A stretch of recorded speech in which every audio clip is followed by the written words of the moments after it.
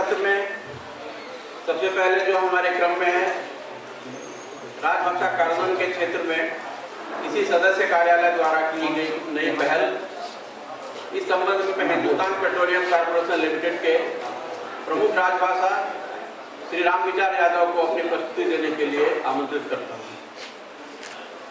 बंग भूमि विद्वानों की भूमि है और मुझे आज आप सभी विद्वानों के बीच में बात करने का कोलकाता टॉलिक ने जो अवसर दिया है उसके लिए मैं आपका हृदय से आभार व्यक्त करता हूं। और HPCL में राजभाषा कार्यान्वयन की कुछ नए इनिशिएटिव्स हैं, उनके बारे में मैं एक छोटा प्रेजेंटेशन आपके सम्मुख रखता हूं।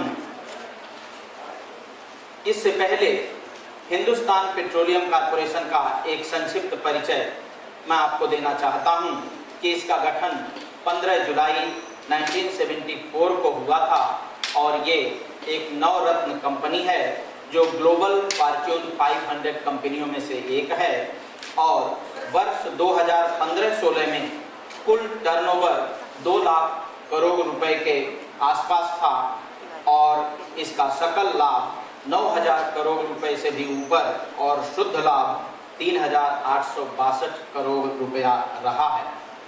इस HPCL का जो ऑर्गेनाइजेशन चार्ट है उसमें मुंबई में हमारा प्रधान कार्यालय है और मार्केटिंग और रिफाइनरी दो इस तरह से डिवीजन हैं, जिसमें मार्केटिंग में हमारे कुल 7 अंचल कार्यालय हैं और 2 रिफाइनरियां हैं और एक दिल्ली समन्वयन कार्यालय है और अंचल कार्यालयों के अंतर्गत रीजनल ऑफिसेस, डिपो, प्लांट, इस तरह से कुल 300 से भी ज़्यादा कार्यालय हैं।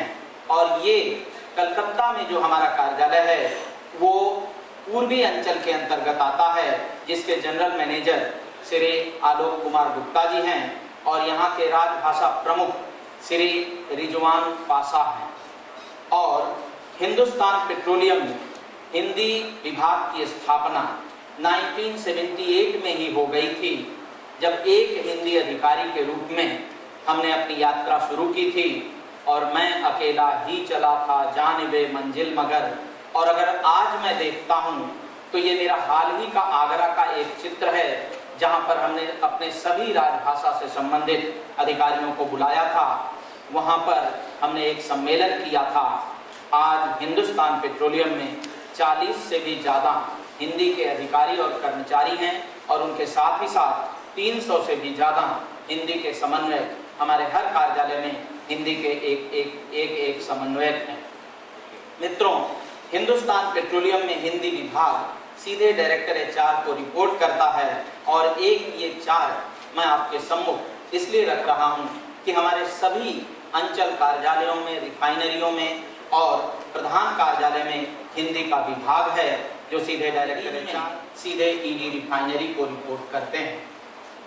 मैंने जब हिंदी विभाग में एक तरह से विश्लेषण किया तो महसूस किया कि कॉर्पोरेशन हमसे क्या अपेक्षा रखता है। जब तक हमें ये नहीं मालूम हो कि हमारा ऑर्गेनाइजेशन हमसे क्या चाहता है, तब तक हम ठीक दिशा में काम नहीं कर पाएंगे। मैं समझता हूँ कि किसी भी ऑर्गेनाइजेशन में जो कॉर्पोरेशन की हमारी अपेक्षाएं हैं वे ही हमारी प्राथमिकताएं होनी चाहिए। राजभाषा संबंधी संवैधानिक प्रावधानों का अनुपालन ये पहली आवश्यकता है, क्योंकि राजभाषा विभाग की स्थापना ही इसके लिए हुई है।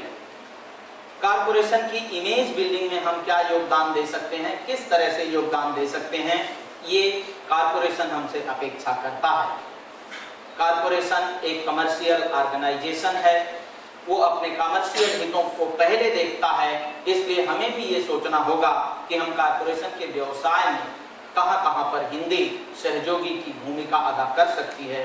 और अंतिम बात, कस्टमर डिलाइट, हम जिसके साथ जुड़े हैं और जो हमारे साथ जुड़ा है, हम उनको अपनी कितनी बेहतरीन सेवाएं प्रदान कर पाते हैं। कॉर्पोरेशन की इन अपेक्षाओं को इन 4 भागों में बांटने के उपरांत हमने ये महसूस किया कि हमारे स्टेक होल्डर्स कौन कौन से लोग हैं जिनके साथ काम करते हुए हम कॉर्पोरेशन में राजभाषा को अधिक ऊंचाई तक ले जा सकते हैं।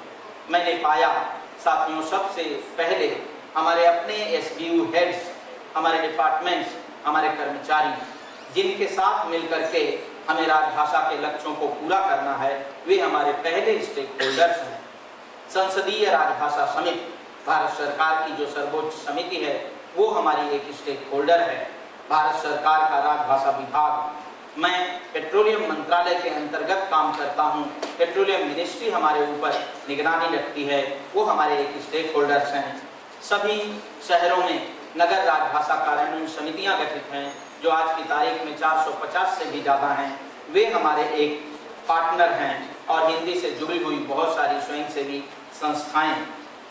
इन स्टेक होल्डर्स को अगर मैंने ध्यान में रखा तो मैं ये महसूस करता हूँ कि हमारे कॉरपोरेशन की जो अपेक्षाएं हैं और हमारे स्टेक होल्डर्स की जो आवश्यकताएं हैं, उनको इंटीग्रेट करके हम किस तरह से आगे काम कर सकते हैं, इसके लिए हमने अपने राजभाषा अधिकारियों को, हमारा ट्रेनिंग सेंटर है पूना के पास निगड़ी में, वहां पर उनको एक बैठक के लिए आमंत्रित किया अप्रैल में, और वहां पर बैठ करके इन मुद्दों को एक साथ इंटीग्रेट करते हुए हमने एक एक्शन प्लान बनाया। क्योंकि मेरा मानना है कि if you fail to plan, you plan to fail. इसलिए आपके सामने एक योजना होना बहुत ही आवश्यक है, और इस योजना में क्या होगा ये तय करना भी बहुत जरूरी है। हमने जो भी राजभाषा से संबंधित संवैधानिक प्रावधान है, वार्षिक कार्यक्रम है, उसको देखा तो महसूस किया कि संक्षेप में हमारे एनुअल प्रोग्राम में कुल 4 महत्वपूर्ण बातें हैं। देयर आर फिजिकल टारगेट्स, केंद्रीय गृह मंत्री जी का निर्देश है, राजभाषा नीति संबंधी दिशा निर्देश है, और हमारे अपने मैनेजमेंट के समय समय पर गाइडलाइंस हैं, उनके इंस्ट्रक्शंस हैं। इन चारों चीजों को मैच करते हुए हमने उस एक्शन प्लान में एक कार्य योजना बनाई, जो मेरे पास यहाँ पर है। चूंकि वक्त बहुत कम दिया गया है, इसलिए मैं उस पर विस्तार में नहीं जाऊंगा, लेकिन उसकी एक झलक मैं अवश्य आपको दिखाना चाहूंगा कि ये वो प्रोग्राम है जो 1 अप्रैल को हमारे पास आता है। उसमें बहुत सारे आदेश निर्देश हैं, उनमें इन सारे बिंदुओं का समावेश है। अनुपालन का दायित्व किसका है ये भी बताया गया है। लेकिन हमने उस एक्शन प्लान को क्या करना है, कैसे करना है, ये अपने लिए टारगेट सेट किया कि पहली तिमाही बैठक में हम इस पर चर्चा करेंगे, एसबीयू द्वारा समय समय पर इसकी समीक्षा करेंगे, सभी अधिकारियों तक इसकी जानकारी प्रदान करेंगे, और प्रधान कार्यालय द्वारा इसकी समय समय पर हम निगरानी करेंगे। इसके लिए हमने इस एक्शन प्लान को उन लोगों तक विभक्त किया, क्योंकि कुछ प्रोग्राम ऐसे हैं जो कार्यालय प्रमुख के लिए हैं, राजभाषा अधिकारी के लिए हैं।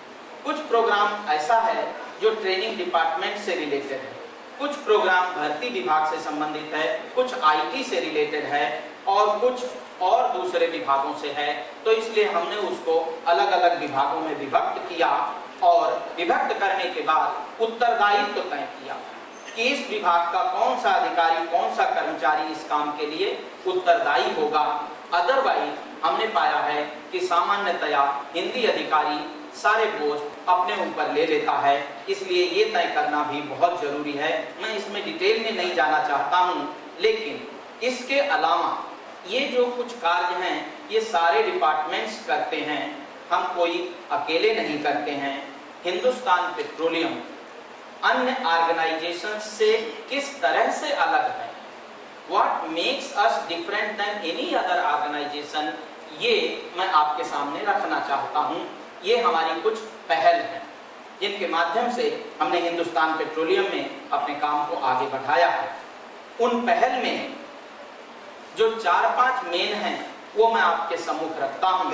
हमने एक, अभी हमारे चेयरमैन साहब कह रहे थे कि एक निशान होना चाहिए, माननीय राज्यपाल महोदय ने भी कहा कि एक निशान होना चाहिए।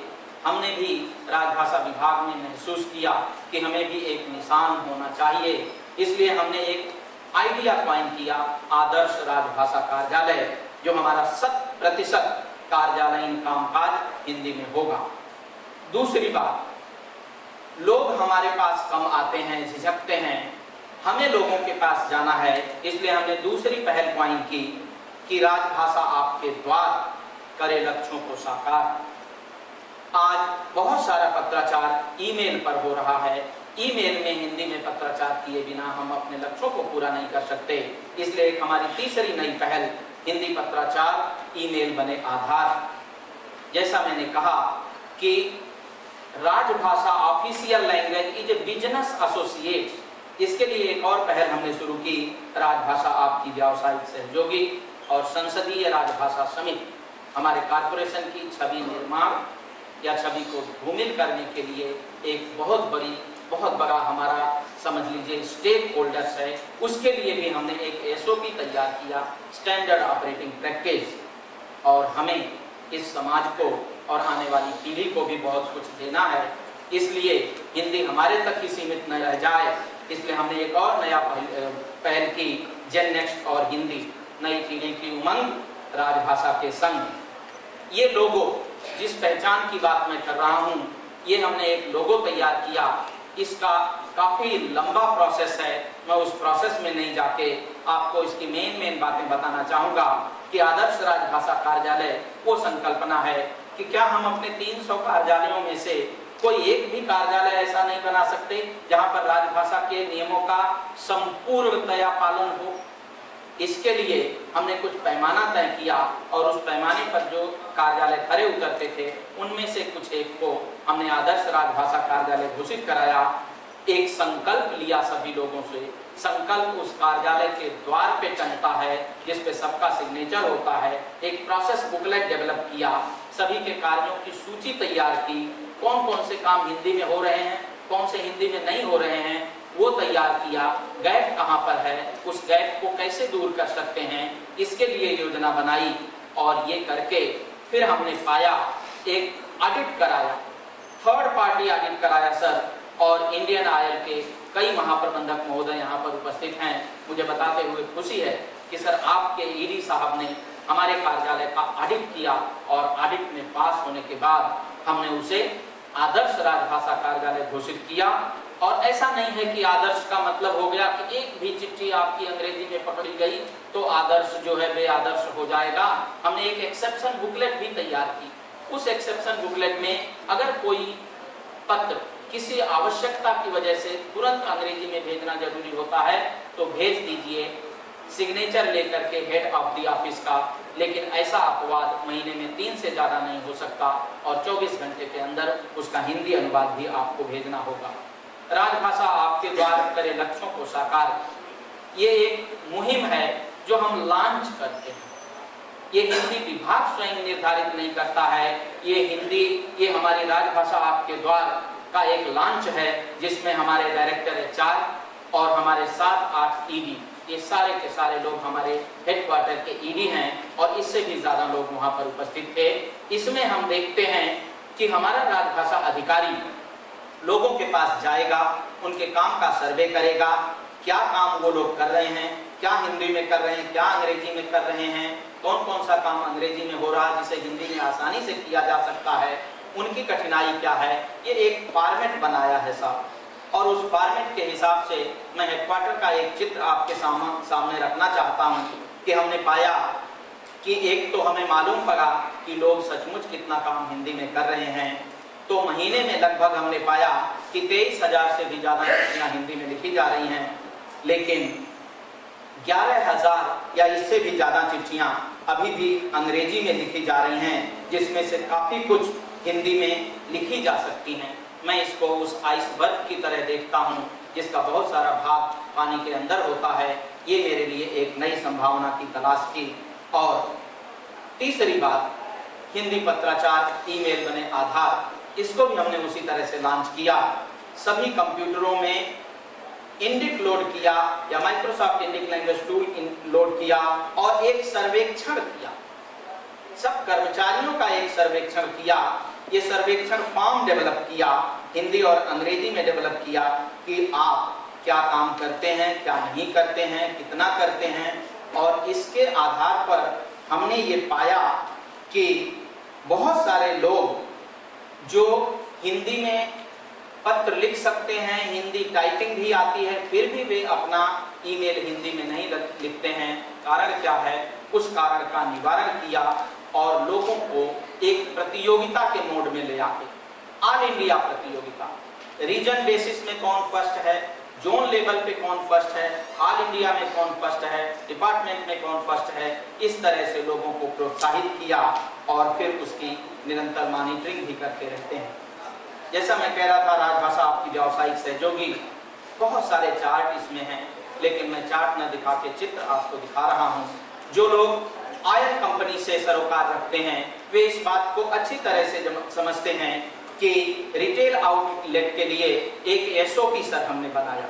वो एसओपी हमने नहीं बनाया, हमारे महाप्रबंधक लोगों ने बनाया। 7 अंचलों के महाप्रबंधक मिलके हिंदी में एसओपी बनाया, क्योंकि जो पेट्रोल पंप पे काम करने वाला कर्मचारी है उनकी संख्या लाखों से भी ज्यादा है, वे कोई भी अंग्रेजी नहीं जानते, हिंदी ही जानते हैं। इसलिए ये एसओपी हिंदी में आने के बाद हमारे बहुत सारे सेफ्टी नॉर्म्स का कंप्लेंट्स हो गया, बहुत सारे कस्टमर सर्विसेज का कंप्लेंट्स हो गया, इस तरह की बहुत सारी चीजें हमने बनाई। डीबीटीएल का एक जिक्र करना चाहूंगा, क्योंकि यहाँ पर एलपीजी के जीएम साहब स्वयं उपस्थित हैं। सर, जो डीबीटीएल का पोर्टल लॉन्च होने वाला था शायद फरवरी 15 में या 14 में, वो अनुवाद हमारे पास आया, रातों रात उसका अनुवाद करना था, क्योंकि मंत्री महोदय ने कहा कि ये हम द्विभाषी में लॉन्च करेंगे। जब मैं कह रहा हूं तो डोंट टेक इट अदरवाइज। मैं और मेरी टीम ने मिलकर के उसके रातों रात उसको 250 से भी ज्यादा पेजेस थे ट्रांसलेट किया और 1 फरवरी को ये डीबीटीएल पोर्टल हिंदी में भी लॉन्च हुआ। ये हिंदुस्तान पेट्रोलियम को या तो उत्तरदायित्व दिया गया, या मैं कहता हूं हमारे लिए एक अपॉर्चुनिटी थी कि आई कुड क्लेम कि ये डीबीटीएल पोर्टल को द्विभाषी में करवाने का जो सौभाग्य प्राप्त हुआ वो हमें प्राप्त हुआ था।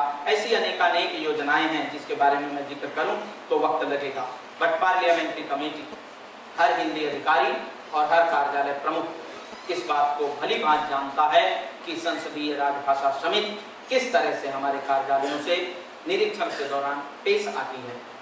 निरीक्षण में सहजता से किस तरह से हम अपना काम कर सकते हैं, इसके लिए सर हमने एक एसओपी का निर्माण किया संसदीय राजभाषा समिति के लिए।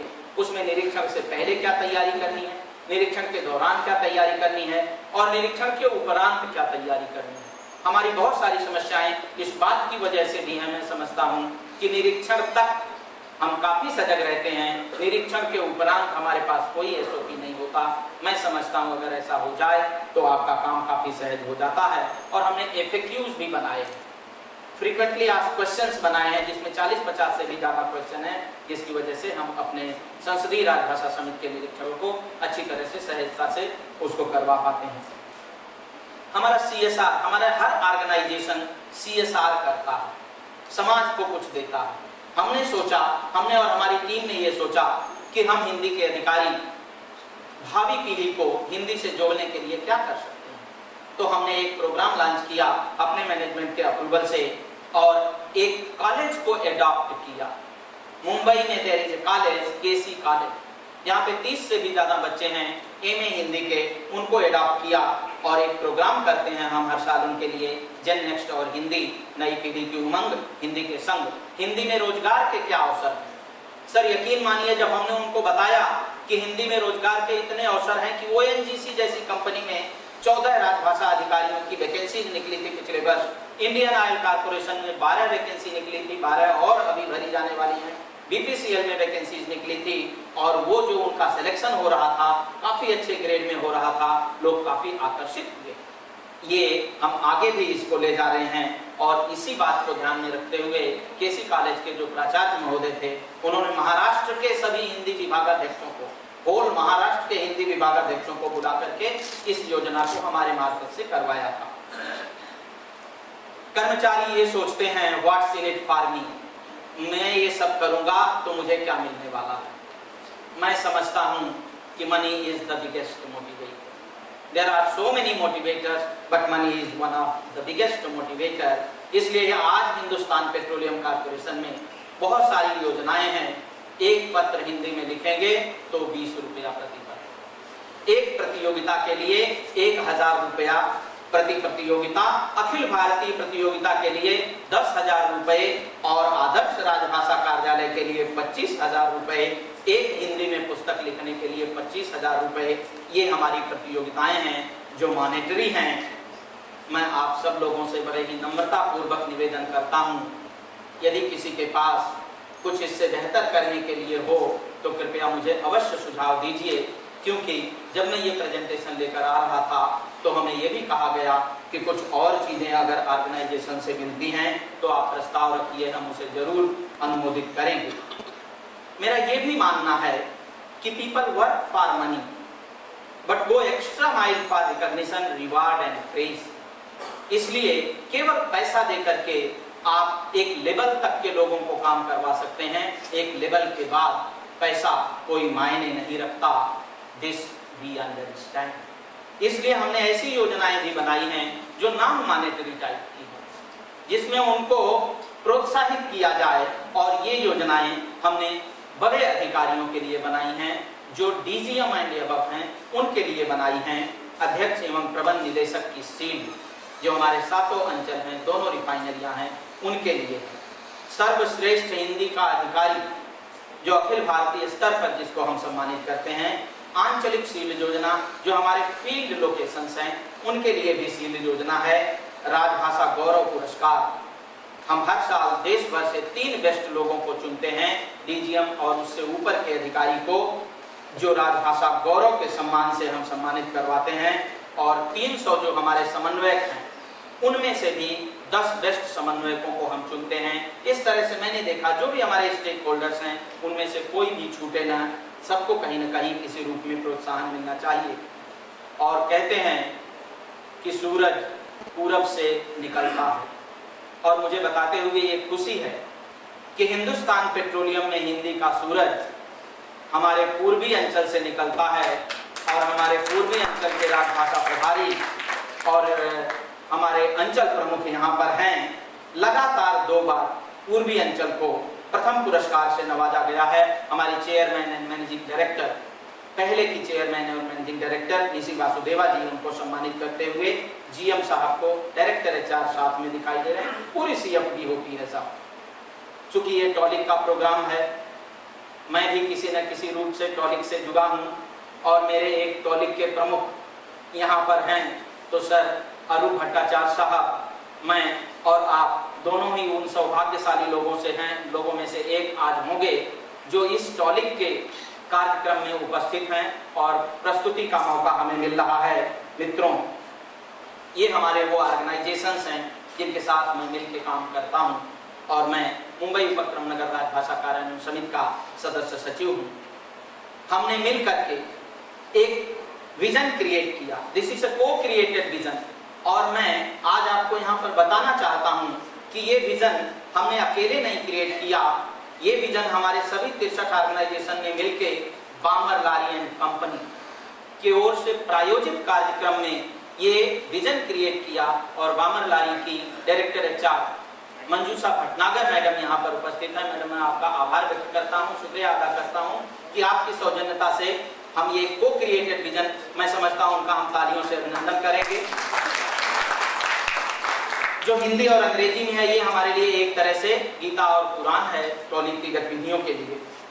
ये 2 बैठकों का हम आपको चित्र दिखा रहे हैं, और ये सचिव महोदय की टिप्पणी, 2 बैठकों में हमारे दोनों में सचिव महोदय उपस्थित हुए थे, और दोनों की टिप्पणी हमारे लिए काफी उत्साहजनक टिप्पणी रही है। मुझे इससे प्रोत्साहन प्राप्त होता है। इन सब की वजह से हमने बहुत सारे इनाम पुरस्कार हासिल किए।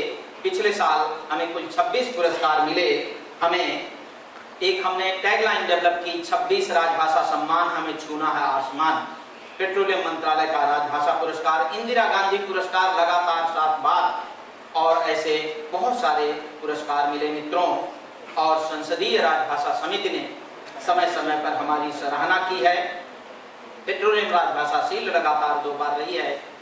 What is way forward? मैं सोच रहा था आगे क्या करूं, तो मैंने सोचा है कि अभी तक हमने देश भर में 3 आदर्श राजभाषा कार्यालय बनाए हैं।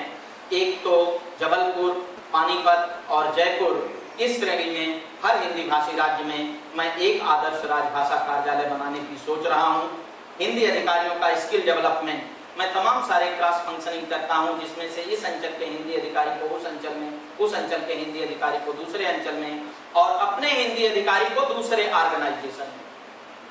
मैं आपका आभार व्यक्त करता हूँ इंडियन ऑयल के दोनों जीएम साहब का कि अभी हम अपनी एक टीम को आपके मुख्यालय से अनुमति प्राप्त करके हम पानीपत रिफाइनरी में भेज रहे हैं, और हम आपके और अधिक आभारी हैं कि आपके डायरेक्टर एचआर को हमने अपनी बैठक में बुला करके उनका नाम अभी मुझे इससे हो रहा है, चेरियन साहब को अपनी बैठक में बुला करके उनके सम्मुख एचपीसीएल की बातें बताई। आप लोग देख रहे होंगे कि नीचे की पट्टी खाली क्यों है, इसमें मैं वो लिखूंगा जो आप मुझे सुझाव देंगे। मित्रों, कहा है तू न थकेगा कभी, न तू रुकेगा कभी, तू न मुड़ेगा कभी, कर शपथ, कर शपथ, कर शपथ, अग्निपथ, अग्निपथ, अग्निपथ। मित्रों, हमने ये तय किया है कि हम रुकेंगे नहीं, और अंत में मैं केएन यादव जी का और सचिव इस समिति के सभी साथियों का आभार व्यक्त करता हूं कि आपने मुझे एक मौका दिया आपके सम्मुख एचपीसीएल की बातें रखने का। बहुत बहुत धन्यवाद। मैं मंच पर आह्वान करता हूं डॉक्टर बुद्धिनाथ मिश्र जी का, श्री अजय मलिक जी का, श्री रामनारायण सरोज जी का, श्री अरूप भट्टाचार्य जी का, श्री आर.एन. घोष साहब का, डॉक्टर रामविचार यादव जी का और श्री के.एन. यादव जी। कृपया मंच के सत्र पर मंच पर आसीन डॉक्टर बुद्धिनाथ मिश्र और डॉक्टर रामविचार यादव हमारे अतिथि हैं, बाहर से पधारे हैं। तो सबसे पहले डॉक्टर बुद्धिनाथ मिश्र जी का पुष्प और शॉल से सम्मान किया जाएगा। मैं यादव जी से अनुरोध करूँगा, कृपया आप डॉक्टर बुद्धिनाथ मिश्र को फूल और शॉल प्रदान कर सम्मानित करें। मैं श्रद्धा जी से अनुरोध करूँगा कि आप प्रस्तुत हों।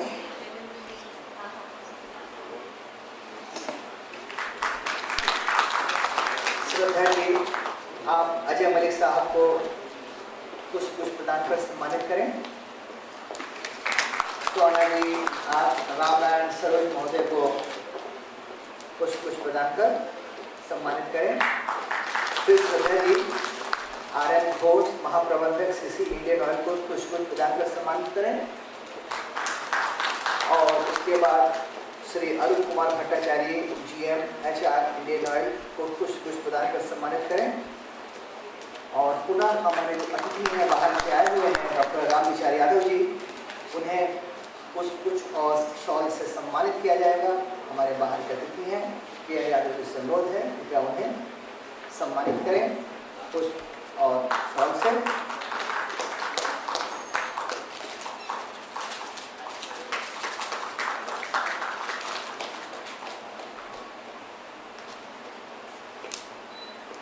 और अंत में श्रद्धा जी, आप हमारे के.एन. यादव सहायक महाप्रबंधक राजभाषा को पुष्प प्रदान कर सम्मानित करें।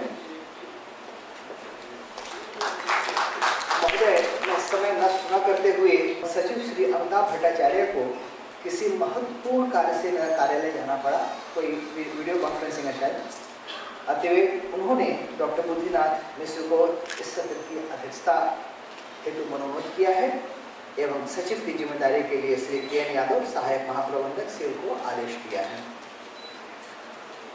इस क्रम को आगे बढ़ाते हुए और आज के जो कार्यक्रम के अध्यक्ष हैं डॉक्टर बुद्धिनाथ मिश्र हैं, मैं सबसे पहले श्री रामनारायण सरोज जी जो उप निदेशक हिंदी शिक्षण योजना है, उनसे मैं अनुरोध करूँगा कि आप दो शब्द हम सबके समक्ष मुख्य सचिव आदरणीय श्री बुद्धिनाथ मिश्र जी, मंच पर आसीन माननीय अधिकारी तथा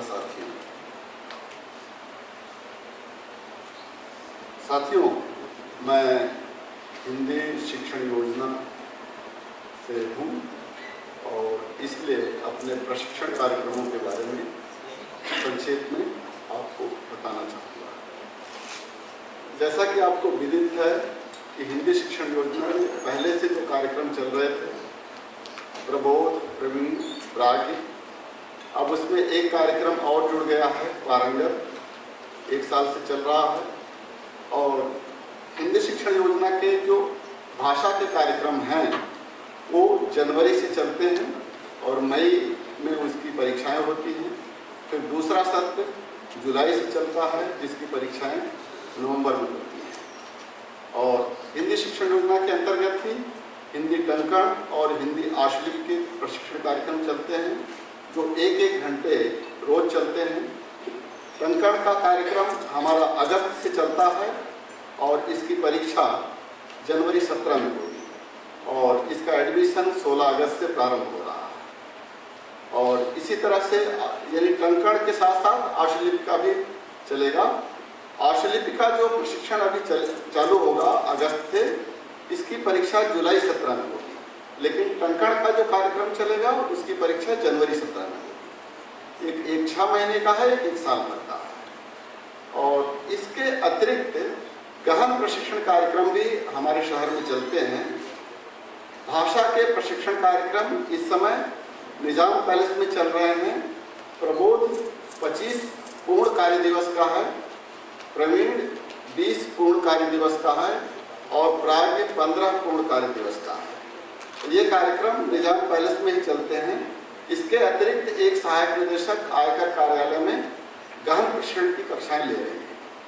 और कार्यक्रम इसी तरह से है, 25 दिन, 20 दिन, 15 दिन। और 25 दिन का मतलब 24 दिन तक पढ़ाया जाता है, 25वें दिन परीक्षा हो जाती है। और प्रवीण जैसे 20 दिन का है तो 19 दिन तक पढ़ाया जाता है, 20वें दिन परीक्षा हो जाती है। और प्राज्ञ में भी 14 दिन पढ़ाया जाता है, 15वें दिन परीक्षा हो जाती है। ये भाषा के गहन प्रशिक्षण कार्यक्रम है। इसी तरह से हिंदी टंकण और हिंदी आशुलिपि के भी गहन प्रशिक्षण कार्यक्रम है। हिंदी टंकण का 40 पूर्ण कार्य दिवस का कार्यक्रम है और हिंदी आशुलिपि का 80 पूर्ण कार्य दिवस का कार्यक्रम है। हिंदी टंकण एवं हिंदी आशुलिपि का प्रशिक्षण कार्यक्रम काउंसिल हाउस स्ट्रीट में चलता है, वहाँ की एजी ऑफिस की बिल्डिंग में 3 तल पर चलता है।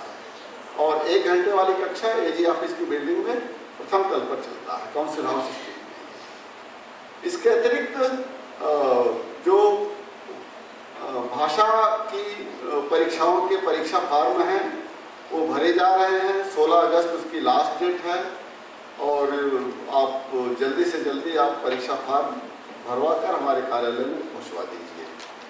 और अन्य कोई जानकारी आप जानना चाहते हैं तो मुझसे दूरभाष पर भी संपर्क करके आप प्राप्त कर सकते हैं। प्रशिक्षण के माध्यम से, और ये बहुत मजबूत स्तंभ है किसी भी संगठन में राजभाषा के काम को आगे बढ़ाने के लिए, क्योंकि जब तक आदमी प्रशिक्षित नहीं होंगे हम काम कैसे करेंगे। इसी क्रम में एक दूसरा स्तंभ भी है जो बहुत ही महत्वपूर्ण स्तंभ है, कार्यान्वयन का। हम काम कर रहे हैं और अगर हम ठीक नियंत्रित नहीं है, रेगुलेटेड नहीं है, तो निश्चित रूप से हम काम तो कर रहे हैं लेकिन लक्ष्य तक हम पिछड़ जाते हैं। तो ऐसे में जो कार्यान्वयन की भूमिका होती है बहुत ही महत्वपूर्ण होती है। और इस परिप्रेक्ष्य में आज हम सबके समक्ष माननीय अजय मलिक जी उपस्थित हैं। आपका आभार प्रकट करते हैं और आपके विशद अनुभव को हम सलाम करते हैं, क्योंकि आपके पास जो अनुभव है हमने बहुत सीखा है। हम काम करते हैं, ऊंचाइयों को जाते हैं, अपने लक्ष्य को प्राप्त करते हैं, लेकिन कहीं ना कहीं उसमें जो एक कोहेरेंसी आनी चाहिए, सुसंगतता आनी चाहिए, कहीं ना कहीं उसे चूक जाती है। और ऐसे परिप्रेक्ष्य में आपकी उपस्थिति सचमुच बहुत ही महत्वपूर्ण समझी जाती है। आपको आह्वान करने के पूर्व में आपके लिए 2 पंक्तियां मैंने बनाई हैं कि समय के साथ हमें चलना सिखा रहे, समय के साथ हमें चलना सिखा रहे, लक्ष्य से जुड़ी हुई बातें बता रहे, राजभाषा के प्रचार में आपका सहयोग चाहिए, समीक्षा के माध्यम हमें सही नई राह चाहिए। सभी को सादर प्रणाम, नमस्कार।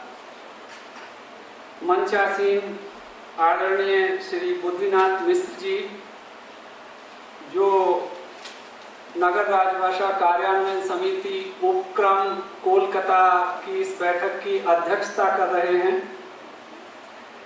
श्री राम नारायण सरोज जी, उपनिदेशक हिंदी शिक्षण योजना, श्री RN घोष जी, श्री अरुण भट्टाचार्य जी, श्री कैलाशनाथ यादव जी, श्री राम विचार यादव जी,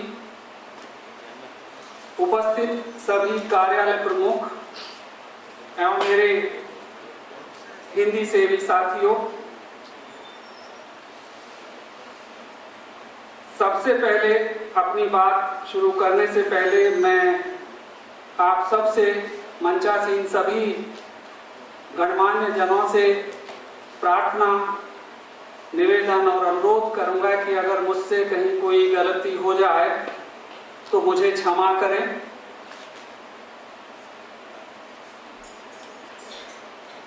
एक बार फिर निवेदन है कि मुझे जरूर क्षमा किया जाएगा।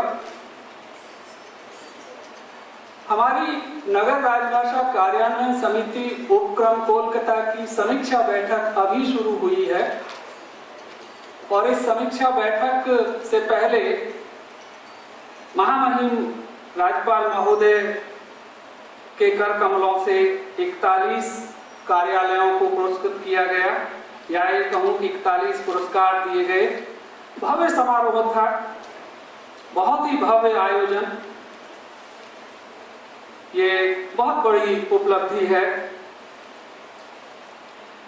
मुझे यहाँ एक वर्ष में पहली बार इस मंच से आपसे 2 शब्द कहने का अवसर मिल रहा है, लेकिन शायद इस समीक्षा बैठक में हमारी समिति के अध्यक्ष महोदय भी नहीं हैं और सदस्य सचिव महोदय भी नहीं हैं। बिना अध्यक्ष महोदय और सदस्य सचिव महोदय के ये बैठक कहाँ तक विधि सम्मत कहलाएगी, इसका निर्णय मैं आप सब विद्वजनों पर छोड़ता हूं। आप सबको मुझे पूरी उम्मीद है कि समीक्षा चार्ट ये मिला होगा। मिला है, नहीं मिला है? मिलना चाहिए अगर नहीं मिला है, और मैं इसी समीक्षा चार्ट के आधार पर समीक्षा आपके सामने प्रस्तुत करूंगा। मंचासीन 3 गणमान्य जनों को मैं इससे पहली समिति की बैठक का समीक्षा जो भी चार्ट है उसकी प्रति देना चाहूंगा और उसे हमारे राम विचार यादव जी जरूर लें। मैं वहां आ रहा हूं सर। इससे पहली समिति की बैठक का है, एक आप भी लें सर, और सर आप, हालांकि ये केवल केंद्रीय कार्यालयों के तहत सार्वजनिक उपक्रम जिन्हें हम कहते हैं, उनमें जो भी कार्यरत अधिकारी हैं उन्हीं या कर्मचारी हैं, उन्हीं से संबंधित ये चीज है। यह हमारी समिति बहुत बार पुरस्कृत हो चुकी है और ये बहुत बड़ी उपलब्धि है। मैं समिति के अध्यक्ष महोदय, समिति के सदस्य सचिव महोदय और विशेषकर श्री कैलाशनाथ यादव जी जो सहायक महाप्रबंधक राजभाषा हैं स्टील अथॉरिटी ऑफ इंडिया में, उनका हृदय से आभारी हूँ। समीक्षा चार्ट में जो समीक्षा चार्ट मुझे मिला है, अगर आप लोगों के पास होता तो मैं चाहता था कि आप लोग उसे देखते और एक बार ये सुनिश्चित कर देते कि उस समीक्षा चार्ट में जो भी दिया गया है, जो भी सूचनाएं दी गई हैं वो बिल्कुल सही हैं। मैं ये सोच के आया था कि समीक्षा चार्ट सबके पास होगा और पुराना पिछली समिति की बैठक का समीक्षा चार्ट में 4 प्रतियां चलते चलते सुबह निकलवा के ले आया था। मुझे क्षमा करें, इस समीक्षा चार्ट के अनुसार अगर ये समीक्षा चार्ट सही है तो हमारी इस समिति के किसी भी सदस्य कार्यालय ने, जिसमें पिछली समिति की बैठक के समय 111 की संख्या दी गई थी, छमाही में 2 बैठकें राजभाषा कार्यान्वयन समिति की भी नहीं की हैं। देखें सर शांत रहिए, मैंने 3 गणमान्य जनों को दिया है, इसमें देखें। ये पिछली 6 महीने का चार्ट है जो पिछली बैठक हुई थी और जो अब का है वो मेरे पास है। अब के चार्ट के अनुसार भी किसी भी सदस्य कार्यालय ने केवल एक राजभाषा कार्यान्वयन समिति की बैठक 6 माह में की है, यानी 1 वर्ष में मात्र 2 बैठकें। मैं तो इसी पर चलूंगा ना। किसी भी सदस्य कार्यालय ने 1 वर्ष में 4 हिंदी कार्यशालाएं नहीं की हैं। सर मेरे पास तो आपका आंकड़ा यहाँ से है, मैं मानता हूँ, आप बैठिए सर, इसकी प्रति आप ले लीजिए, ये मुझे मिला है। सर बैठिए, कृपया बैठिए। मैंने आपसे कहा, आपने कभी इस समीक्षा चार्ट की मांग की जानी चाहिए थी। मैं इस पिछले वर्ष में 28 अगस्त को कोलकाता में आया हूं और 28 अगस्त से आते ही मैंने 29 अगस्त की बैठक के लिए समीक्षा चार्ट का निवेदन किया था। आज मेरे पास ये दोनों हैं और दोनों मुझे समिति ने ही उपलब्ध कराए हैं। होना चाहिए था हमारे अध्यक्ष महोदय और सदस्य सचिव महोदय को यहाँ पे। सर श्री रामविचार यादव जी, क्या उस चार्ट के हिसाब से मैं सही बोल रहा हूँ? कृपया बताएं, चार्ट के हिसाब से क्या मैं सही बोल रहा हूँ? छमाही चार्ट, हाँ या नहीं?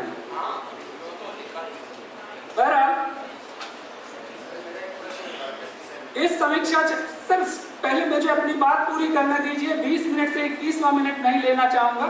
अगर आप मुझे अपनी बात पूरी करने देंगे, मुझे 20 मिनट का समय अलॉटेड था। आपकी केवल 46 कार्यालयों की रिपोर्टें यहाँ पर इस चार्ट के अनुसार मिली हैं। 46। आपके 57 कार्यालयों से रिपोर्टें भी नहीं मिली हैं और इन 57 कार्यालयों में मैं कुछ दिन देता हूं, शायद आपको लगे। कर्मचारी राज्य बीमा निगम की रिपोर्ट नहीं मिली है। किस कार्यालय की सर इसमें ये मेंशन नहीं है, उल्लेख नहीं है कौन सा कार्यालय है। 16 नंबर पर इस चार्ट में दिया हुआ है। नेशनल इंश्योरेंस कंपनी लिमिटेड क्षेत्रीय कार्यालय 1 की भी नहीं है। नेशनल इंश्योरेंस कंपनी लिमिटेड क्षेत्रीय कार्यालय 2 की भी नहीं है। ब्रिज एंड ग्रुप कंपनी की नहीं है। ECGC लिमिटेड निर्यातक शाखा की नहीं है। यूनाइटेड इंडिया इंश्योरेंस लिमिटेड की नहीं है। हिंदुस्तान कॉपर लिमिटेड की नहीं है और भारत संचार निगम लिमिटेड पश्चिम बंगाल परिमंडल की नहीं है। भारत संचार निगम लिमिटेड योजना क्षेत्रीय कार्यालय, Bharat Sanchar Nigam Limited telecom store, Hindustan Aeronautics Limited, Bharat Sanchar Nigam Limited Calcutta SSA, Bharat Sanchar Nigam Limited telephone केंद्र ETR, Bharat Sanchar Nigam Limited BRB Bose Road, Bharat Sanchar Nigam limited उपमाप्रा Yadavpur का कार्यालय और कर्मचारी राज्य बीमा निगम जोका। इन्हें अगर पुरस्कार मिले हैं तो उस पर चिंतन की जरूरत है। जिनकी रिपोर्टें छमाही रिपोर्टें भी नहीं मिली है।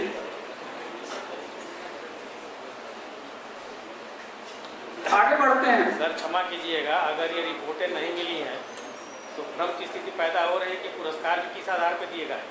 सर मैं नहीं जानता क्योंकि मैं उसका हिस्सा नहीं हूँ। गार्जियन है, मैं हिस्सा उसका नहीं हूँ और मैंने इस बारे में बाकायदा लिखित में भी निवेदन किया है कि मेरे पास में आपके आंकड़े हैं, मैं आपके निरीक्षण करता हूँ और इस कार्यालय को, क्षेत्रीय कार्यान्वयन कार्यालय को आपकी पुरस्कार निर्धारण समिति में कहीं ना कहीं कोई योगदान का अवसर दिया जाए ताकि हम जरूरत पड़े तो निरीक्षण भी करें। तो आप अपने अधिकारों को ठीक से उपयोग नहीं? जी मैं अपने अधिकारों का पूरी तरह ठीक से उपयोग कर रहा हूं और मैं अपने अधिकारों की सीमाएं और अपनी सीमाएं भी जानता हूं। बड़ी भयावह हो रही है। नहीं, स्थिति भयावह कैसे है? आपके कार्यालय अध्यक्ष यहाँ पर हैं, ये समिति की बैठक है, आपके कार्यालय अध्यक्ष यहाँ पर हैं। थे का मतलब क्या है? बैठक अब शुरू हुई है, समीक्षा बैठक अब शुरू हुई है, समारोह समाप्त हो गया है।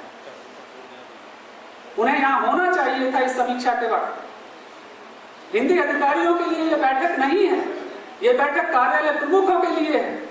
यहाँ पर एक निर्णय लिया जाना है जिसमें कहा गया है कि इस समिति की अध्यक्षता आगे कौन ले। मैं पिछले 1 साल से और उससे पहले हमारे कार्यालय में 4 साल 5 साल से हमें लगातार ये लिखित में निवेदन किया जा रहा है, हमें बाध्य किया जा रहा है कि समिति किसी और को दी जाए। और मैंने व्यक्तिगत रूप से 20 कार्यालयों के नाम सुझाए, तो 20 कार्यालयों में जाकर के निवेदन किया है कि आप इस समिति की अध्यक्षता लें।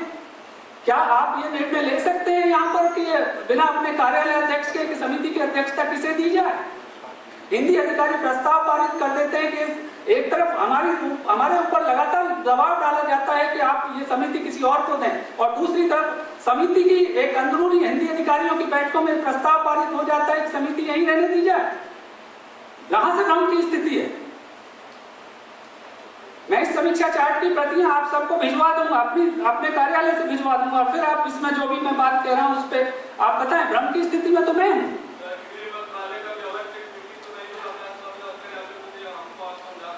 जी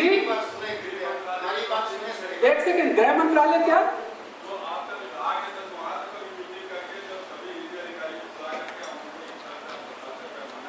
आपने वो नहीं, आपको ये पैमाना पता नहीं है कि आप निर्णय लेने में सक्षम नहीं, आपके कार्यालय प्रधान ही निर्णय ले सकते हैं। ये पैमाना आपको जानकारी में नहीं है। सर, समीक्षा के विषय में मेरी बात सुनी जाए।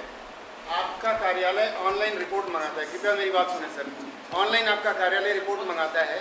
हर रिपोर्ट में आपने हमारे कार्यालय को, हर रिपोर्ट में हमारे कार्यालय को आपने उच्चतर मान दिया है। उसमें लिखा हुआ है कि बहुत अच्छा कर रहे हैं।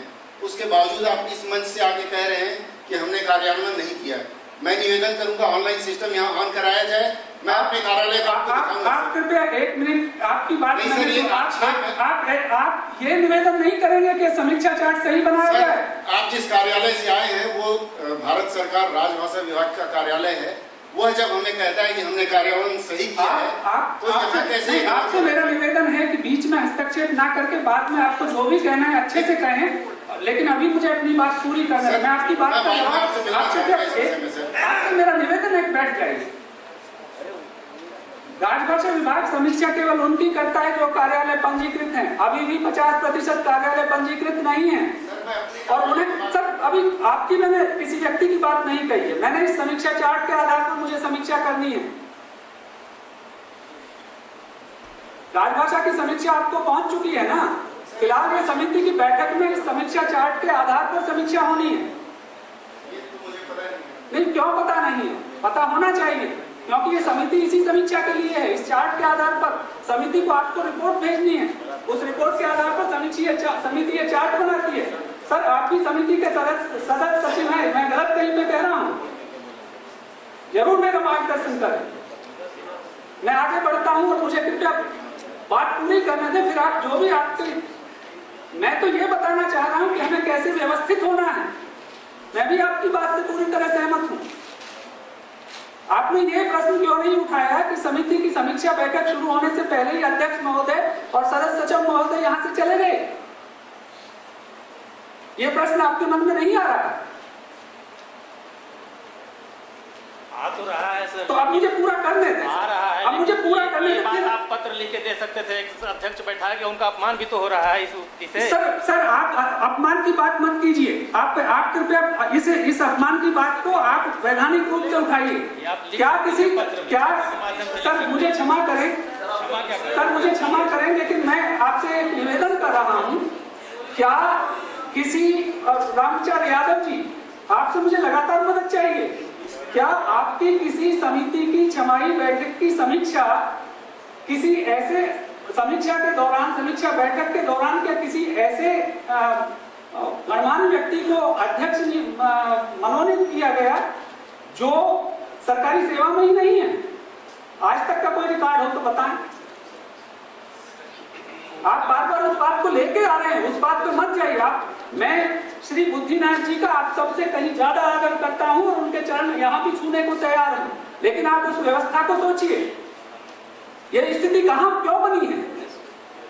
मेरे लिए वो गुरु समान है, राज से नहीं, मेरा उनसे परिचय बहुत पुराना है।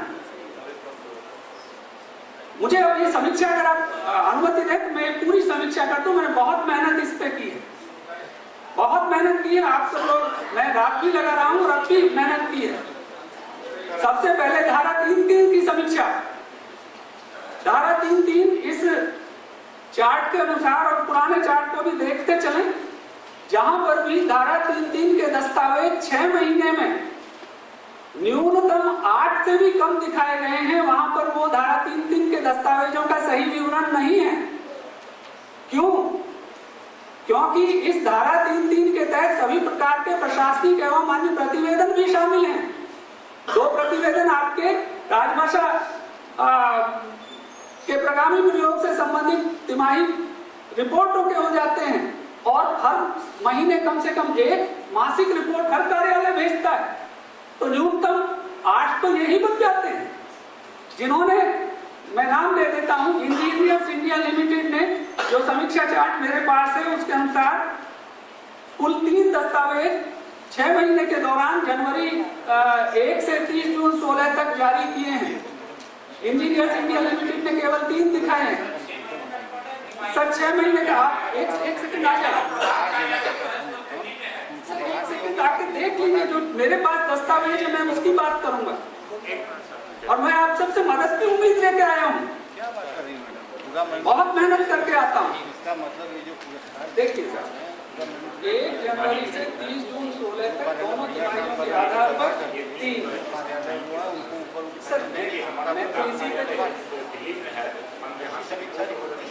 सर मासिक रिपोर्ट तो हर व्यक्ति, हर कार्यालय निकालता है मासिक रिपोर्ट। अच्छा चलिए, मैं आपकी व्यवस्था कुछ अलग हो सकती है। तिमाही प्रगति रिपोर्ट कम से कम 2 तिमाहियों की निकलती है। एंड्रूल एंड कंपनी लिमिटेड ने 7, ओरिएंटल इंश्योरेंस कंपनी लिमिटेड ने 9 दस्तावेज, कलकत्ता डाक लेबर बोर्ड ने 7, the Braithwaite Burn and Jessop Construction Limited ने 7। मैं सिर्फ उन्हें बतला रहा हूं जिनकी न्यूनतम से भी कम है। Hindustan cables limited 8, Hooghly printing company limited 7, Hindustan paper corporation 3 दस्तावेज धारा 3(3) के 6 महीने में। वस्त्र समिति क्षेत्रीय कार्यालय ने 0 दस्तावेज, जो संभव ही नहीं है। अगर तिमाही प्रगति रिपोर्ट हिंदी की भी बन रही है तो 0 दस्तावेज नहीं हो सकते हैं। भारतीय खाद्य निगम लिमिटेड क्षेत्रीय प्रबंधक का कार्यालय 2, ये धारा 3(3) का है। आप देखें धारा 3(3) के अंतर्गत जो 14 दस्तावेज आते हैं वो इसमें शामिल आप कर रहे हैं या नहीं। हिंदी में प्राप्त पत्रों की स्थिति, हिंदी में 21 पत्र एक कार्यालय को मिले हैं, लेकिन उन्होंने हिंदी और द्विभाषी में 563 पत्र जारी किए हैं। हम गांव क्षेत्र में हैं, और गांव क्षेत्र में अगर आप राजभाषा नियम 3(3) को जानते हैं, निश्चित रूप से जानते हैं, उसके तहत प्रावधान है कि गांव क्षेत्र की राज्य सरकारों, उनके कार्यालयों और व्यक्तियों को भेजे जाने वाले पत्र, केंद्रीय सरकार के कार्यालयों से जो पत्र न जाएंगे वो अंग्रेजी में होंगे। इसका अभिप्राय मैं ये निकाल रहा हूं कि अधिकांश पत्र जो हिंदी में आपने भेजे हैं वो अपने ही कार्यालयों को या अन्य सरकारी कार्यालयों को भेजे हैं।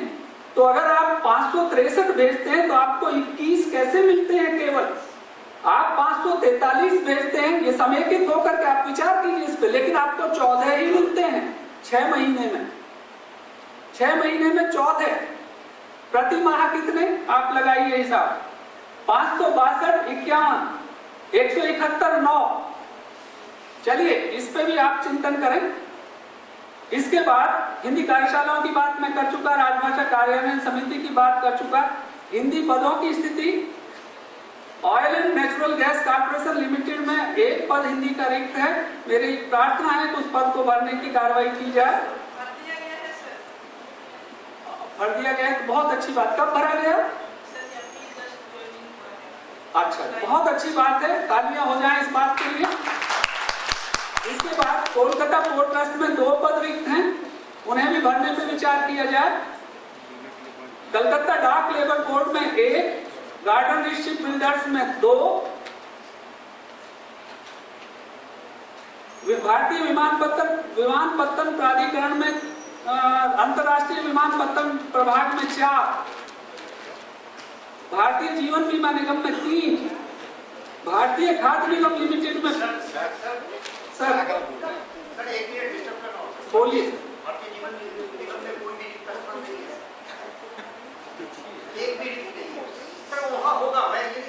मैं तो इसे नहीं पढ़ पाऊंगा। हम लोगों के सब जगह पूरा ईस्टर्न जी, जोन में जी। कहीं भी खाली नहीं। जी, इसे एक राजभाषा अधिकारी और एक इसका मतलब समीक्षा चार्ट में समस्या है कोई?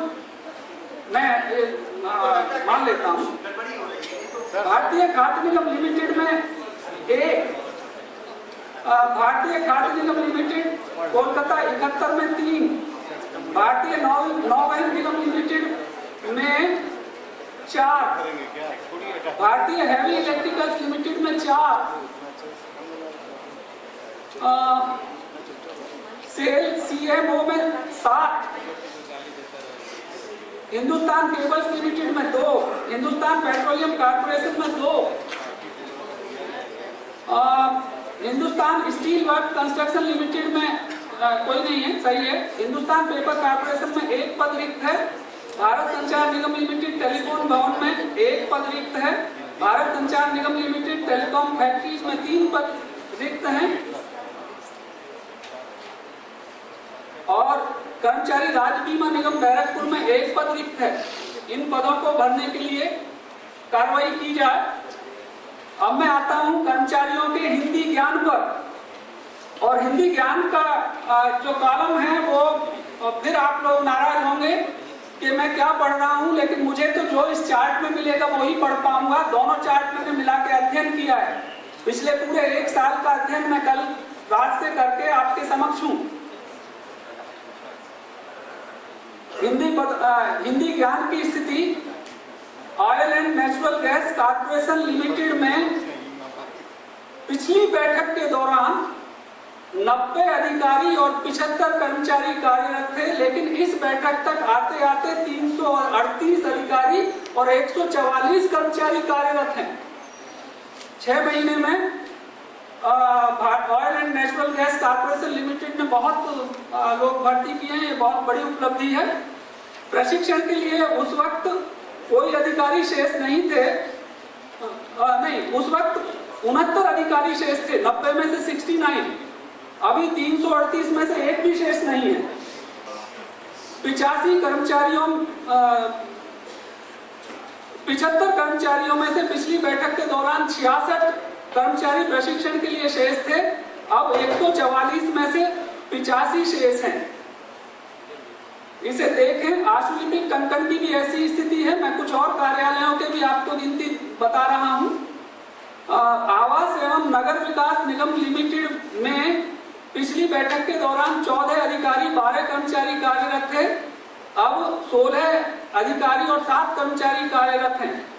इंडियन ऑयल कॉर्पोरेशन लिमिटेड विपणन प्रभाग है ना, यहाँ पे आपकी पिछली बैठक के दौरान अधिकारियों की संख्या 80 थी और कर्मचारी 118 थे। अब आपके अधिकारी 125 हो गए हैं। 45 अधिकारी बढ़े हैं और 128 कर्मचारी हो गए हैं।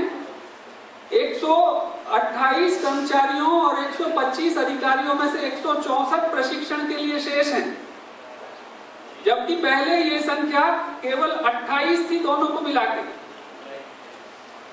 इसके बाद आगे बढ़ते हैं। मैं बड़े बड़े कार्यालय गिना देता हूं, शायद उसमें आसानी रहे। एंड्रूज एंड कंपनी लिमिटेड में पिछली छमाही बैठक के दौरान 86 अधिकारी और 73 कर्मचारी थे, जो अब घट के 66 अधिकारी और 32 कर्मचारी रह गए हैं। बहुत लोग रिटायर हुए। पहली बैठक के दौरान 41 अधिकारी और 28 कर्मचारी प्रशिक्षण के लिए शेष थे। मैं भाषा प्रशिक्षण की बात कर रहा हूं। अब 12 और 3 मात्र शेष हैं। इसके बाद ओरिएंटल इंश्योरेंस कंपनी लिमिटेड में पिछली बैठक के दौरान 22 अधिकारी थे। इस बैठक में तक आते आते 59 अधिकारी हो गए। पहली बैठक में 57 कर्मचारी थे, अब 58 कर्मचारी हैं। पहली बैठक के समय 3 अधिकारी और 10 कर्मचारी प्रशिक्षण के लिए शेष थे, लेकिन अब 41 अधिकारी और 47 कर्मचारी प्रशिक्षण के लिए शेष हैं। मुझे क्षमा करेंगे, लेकिन मैं ये जानकारी आपके संज्ञान में लाना चाहूंगा। समय तो ज्यादा हो ही गया है, लेकिन आप अगर ये बहुत बड़े बड़े ले लेता हूं। कोलकाता पोर्ट ट्रस्ट में पिछली बैठक के दौरान 760 अधिकारी और 2498 कर्मचारी थे।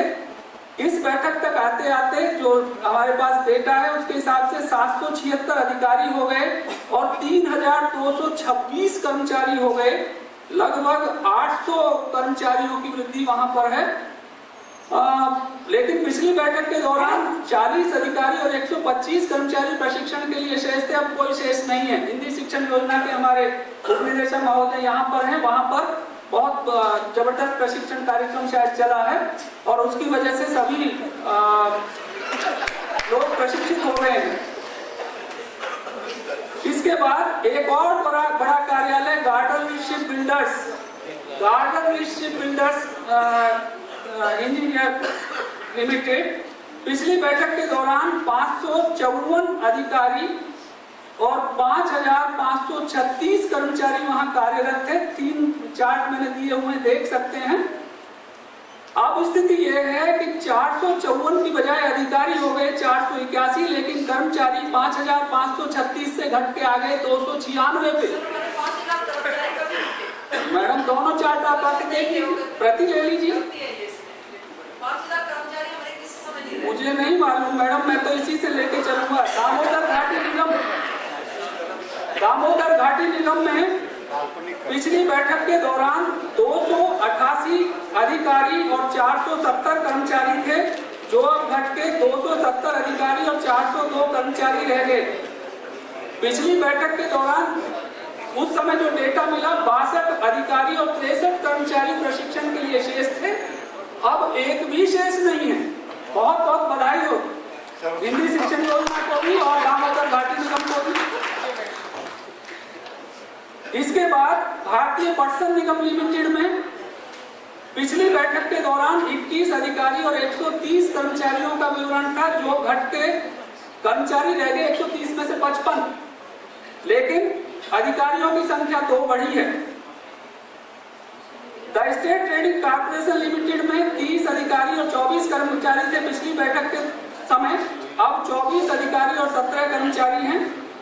नेशनल इंश्योरेंस कंपनी लिमिटेड प्रधान कार्यालय में पिछली बैठक के चार्ट के अनुसार 242 अधिकारी और 190 कर्मचारी कार्यरत थे, जो घट के 79 अधिकारी और 57 कर्मचारी रह गए। पिछली बैठक के दौरान 118 अधिकारी और 111 कर्मचारी प्रशिक्षण के लिए शेष थे। अब कोई अधिकारी प्रशिक्षण के लिए शेष नहीं है और केवल 8 कर्मचारी बचे हैं, यानी 221 लोगों को वहां पर पिछले एक सत्र में, एक छमाही में प्रशिक्षित कर दिया गया। बहुत बड़ी उपलब्धि है साहब।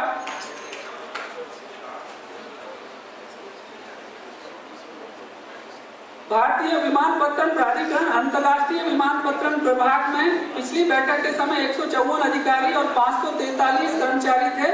अब घट के 137 अधिकारी और 426 कर्मचारी रह गए। 125 कर्मचारियों की घटत है साहब, बड़ी घटत है।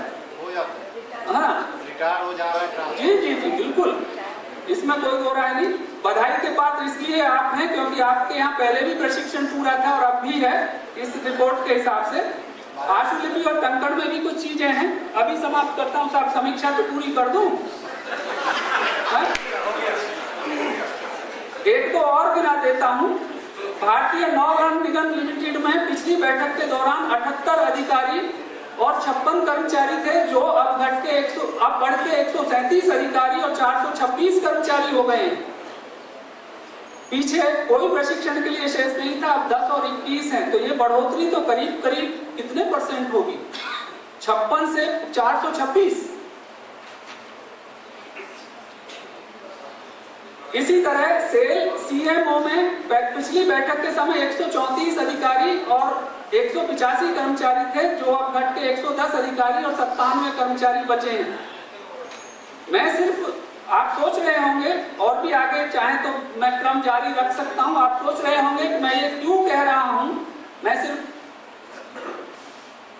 एक अज्ञे जी की पंक्तियां हैं, तुझ में सामर्थ्य रहे जब तक तू ऐसे सदा धड़कता चल, धक धक धक धक है मेरे दिल।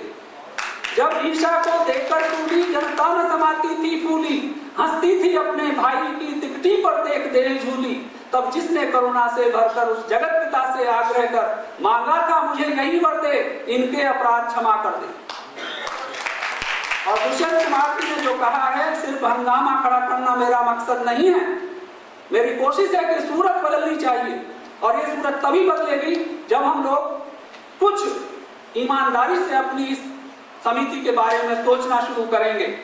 मेरे पास एक दो चीजें और मैं आपको संक्षेप में सब छोड़ रहा हूं, जो भी मैंने बहुत सारा नोट किया, लेकिन मैं सिर्फ इस समीक्षा चार्ट में एक तो निवेदन ये करूंगा कि इसमें कंप्यूटरों का विवरण, अनुवाद प्रशिक्षण का विवरण, अनुवाद प्रशिक्षण के अधिकारी भी हमारे यहाँ, लेकिन समीक्षा चार्ट में अनुवाद प्रशिक्षण के कोई डिटेल्स नहीं है, कंप्यूटर प्रशिक्षण का कोई डिटेल नहीं है, टिप्पण का कोई डिटेल नहीं है, कंप्यूटर में द्विभाषिकता की कोई चर्चा नहीं है, हिंदी पुस्तकों की खरीद, मानक प्रपत्र, कार्यालय प्रमुख द्वारा अपनी अध्यक्षता में आयोजित बैठकों का विवरण, संगोष्ठियां और पत्रिका प्रकाशन तो पुरस्कार दिए, लेकिन इस चार्ट में विवरण नहीं है। ये सब इसमें जरूर लाया जाना चाहिए। और जहां तक पत्राचार की बात है, कुछ कार्यालय जानते हैं कि मैंने उनका निरीक्षण किया है और वहां पर मुझे बताया गया कि हमने ये निर्णय लिया है कि जहां भी हम द्विभाषी में पत्र शीर्ष लेटर हेड इस्तेमाल करेंगे, उस अंग्रेजी पत्र को हम हिंदी का गिनेंगे। मैंने पूछा, आप निर्णय लेने के लिए सक्षम हैं? भारत की संसद ने जो एक निर्णय लिया हुआ है, उस संसद के आगे आप ये निर्णय ले सकते हैं? फिर दूसरा, हमने ये निर्णय लिया है कि अगर किसी अंग्रेजी के पत्र में महोदय और भवदीय लिख देंगे तो उसे हम हिंदी का पत्र मानेंगे। कहां से, क्यों आप निर्णय ऐसे ले रहे हैं जो संविधान के खिलाफ जाते हैं, जिसकी कोई व्यवस्था नहीं है? फिर एक और निर्णय बताया गया कि हमने ये निर्णय लिया है जहां भी अंग्रेजी के पत्र पर हस्ताक्षर करेंगे, उस पत्र को हम हिंदी का पत्र गिनेंगे। पता नहीं कैसे ये निर्णय हुआ। मेरा आपसे निवेदन है कि आने वाले पत्रों में भी आप ये क्रम अपनाते हैं। अगर आपको हिंदी में हस्ताक्षरित अंग्रेजी का पत्र मिलता है तो क्या उसे नियम 5 के तहत आप गिनते हैं? अगर आपको भवदीय महोदय लिखा हुआ पत्र मिलता है, अंग्रेजी का पत्र, क्या आप उसे हिंदी का पत्र मान के नियम 5 के तहत उसका उत्तर हिंदी में देते हैं? अगर आप पत्र शीर्ष पर, द्विभाषी पत्र शीर्ष पर जो नियम 11 का प्रावधान है, पत्र आपके पास अंग्रेजी का आता है, उस पत्र को आप हिंदी का आते समय गिनते हैं? भेजते समय एक आदमी यहां से चला कलकत्ता से 6 फीट का था, पहुंचते पहुंचते 1 फीट का बचा। ये कैसे संभव है? इस पे आप जरूर विचार करें। कंप्यूटरों के मामले में कंप्यूटर पर यूनिकोड हमने डाउनलोड कर दिया है। ये मुझे अक्सर स्टेटमेंट सुनने को, हमने डाउनलोड कर दिया। कहां से डाउनलोड कर दिया? यूनिकोड चीज क्या है? यूनिकोड डाउनलोड करने की चीज है। यूनिकोड एक एनकोडिंग सिस्टम, एक प्लेटफॉर्म है जो सारे आपके ऑपरेटिंग सिस्टम, जितने भी ऑपरेटिंग सिस्टम्स बन रहे हैं वो यूनिकोड सपोर्टेड, यूनिकोड बेस्ड है।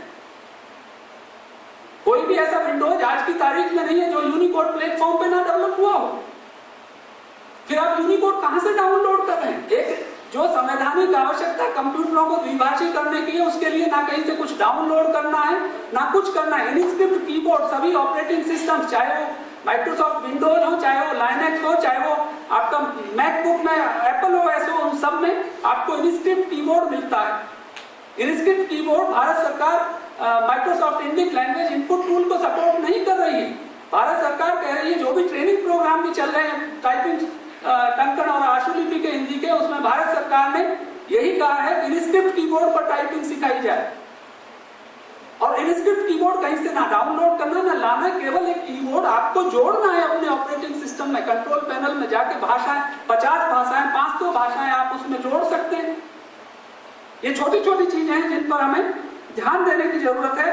बहुत ही लाजवाब चीजें मुझे माननीय महामहिम राज्यपाल महोदय के मुखारबिंद से सुनने को मिली और मैं गदगद हो गया। उन्होंने बहुत अच्छी एक बात कही, हिंदी भारत की लोक संस्कृति की भाषा, और हमें इस पे वास्तव में दिल से ध्यान देना चाहिए। और दूसरी बात उन्होंने कही, प्रतिद्वंदिता की भावना नहीं, समरसता की भावना से राजभाषा का काम हम करें। राजभाषा का काम, राजभाषा कार्यान्वयन प्रेरणा, प्रोत्साहन और सद्भावना पर आधारित है। लेकिन क्या प्रेरणा, प्रोत्साहन, सद्भावना काम ना करने के लिए है? क्या हम किसी को इस बात के लिए प्रेरित करेंगे हिंदी में काम ना करो? काम करने के लिए प्रेरणा है, काम करने के लिए प्रोत्साहन है, काम करने के लिए सद्भावना है। माननीय उच्चतम न्यायालय 2 आदेश इस संबंध में पारित कर चुका है, जिसकी मैं अक्सर चर्चा अनेक समितियों के मंच से करता हूं। एक आदेश है 6 दिसंबर 1976 का, जिसमें महामहिम राष्ट्रपति जी के 1960 के राजभाषा संबंधी आदेश को सर्वोपरि बताया गया है, पैरामाउंट, और उससे जुड़े हुए सभी आदेशों को पैरामाउंट की संज्ञा दी गई है। माननीय उच्चतम न्यायालय के आदेश का पालन करना तो हमारा परम कर्तव्य है, क्या उसमें हम प्रेरणा प्रोत्साहन की चिंता करेंगे? इसी तरह माननीय उच्चतम न्यायालय ने 1 मई 2013 को एक आदेश पारित किया है मिथिलेश कुमार सिंह बनाम भारत सरकार एवं मान्य के मामले में, जिसमें राजभाषा नियमों को पूरी तरह से वैधानिक बताया। और यहाँ पे एक और निवेदन मेरा है कि हमें जो भी संवैधानिक प्रावधान है उनकी व्याख्या करने की बजाय उनका पालन करने की जिम्मेदारी है, उनका कार्यान्वयन करने की जिम्मेदारी है। इस पर अगर आपको किसी तरह की कोई आपत्ति है तो विचार आप रख सकते हैं। अंत में मैं यही कहूंगा, एक चर्चा का विषय है समिति की अध्यक्षता बदले जाने का, और मुझे अब महामहिम राज्यपाल महोदय के भी क्या कहूँ से भी निवेदन करने जाना पड़ेगा। साहब, आप इतने लोगों को पुरस्कार दे करके आ रहे हैं, लेकिन एक भी इस समिति की अध्यक्षता स्वीकारने को तैयार नहीं है। आप अगर इतने सक्षम हैं, आप हर स्तर पे बहुत कुछ कमाल कर रहे हैं, इस समिति की एक अध्यक्षता के लिए हमें कोई पात्र जो भी एक सहमति मिलने में दिक्कत आ रही है, क्यों? इस पे आप निर्णय लें कि कौन अगली इस समिति की अध्यक्षता लेंगे, क्योंकि मेरे पास 17 कार्यालयों ने बाकायदे लिख के भेजा कि हम इच्छुक नहीं है, और ये 17 कार्यालय बहुत बड़े कार्यालय हैं। इस समिति में हमारे 20-25 ऐसे कार्यालय रहे हैं जो उपक्रम ही नहीं है, सार्वजनिक क्षेत्र के उपक्रम ही नहीं है, जबकि ये समिति पूर्णतः उपक्रमों की समिति है। सर रामचंद्र यादव जी, सर आप भी ये मुझे मेरा मार्गदर्शन करें, आपकी समिति में भी क्या ऐसे सदस्य कार्यालय हैं जो भारतीय सार्वजनिक क्षेत्र के उपक्रम ना हो?